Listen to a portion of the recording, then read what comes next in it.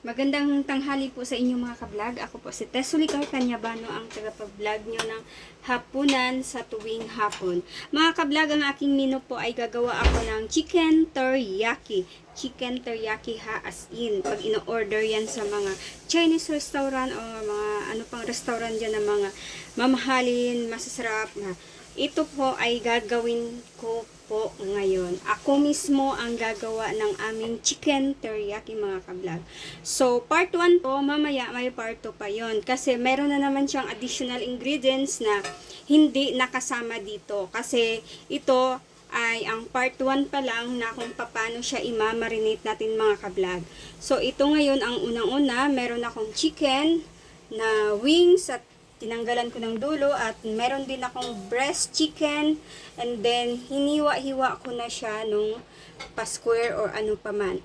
At ito mga ka-vlog ang aking ricado. Ayan. Yan, pakita natin sa kanila kung ano yon. So, babanggitin ko po ngayon. Naglalagay po ako ng asin dito sa aking chicken. Yan, minamasa yan. Konting salt lang. Dapat yun sasabay dito. Hindi. Para mas tumalab yung lasa ng asin dyan sa ating chicken, iuna muna natin at pigaan ng konting lemon.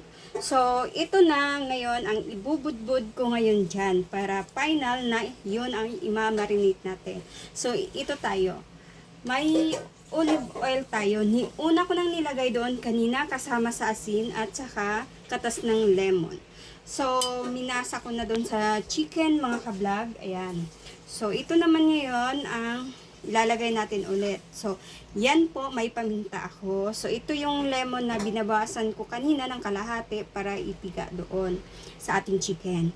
So, ito naman ang ating liquid seasoning, ang kinaskas na garlic at ang kinaskas na luya mga ka-vlog. And then, brown sugar. And then, ang ating kikuman soy sauce mga ka-vlog. Ang ating olive oil na kanina na binanggit ko na po at ang ating pamintang durog. Ayan po siya. Huwag naman masyadong madami, masyadong maanghang na yun kasi may luya pa siya. At yun mga ka-vlog, ilalagay ko na ito lahat o isa-isahin ko ng ipangbudbod, no? Una tayo sa luya. Ayan po. At isunod naman natin ang ating garlic. At isusunod naman natin ang ating paminta mga ka-vlog. Ayan. At ang ating sugar brown. At ang ating kikuman soy sauce mga ka-vlog. No? Huwag masyadong madami kasi nagagamit pa kayo ng asin. At ang ating liquid seasoning mga ka-vlog. Ayan po. At ngayon, imamasa na natin yan.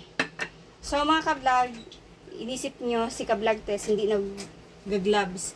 So, malinis ang aking kamay kasi gawa ko talaga ay tagaluto. At yung kamay ko naman, walang kuko yan, ha?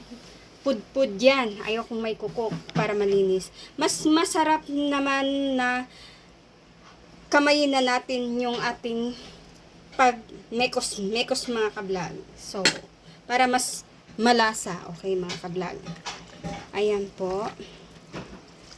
Ayan po, mga ka-vlog. Dahan-dahan lang tayo magmasa para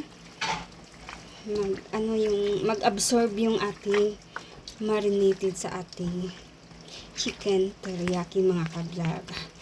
Tapos hahayaan lang natin siya na ilang minuto at pagkatapos nating masa-masa ang ating mga ricado, mekos-mekos to the max.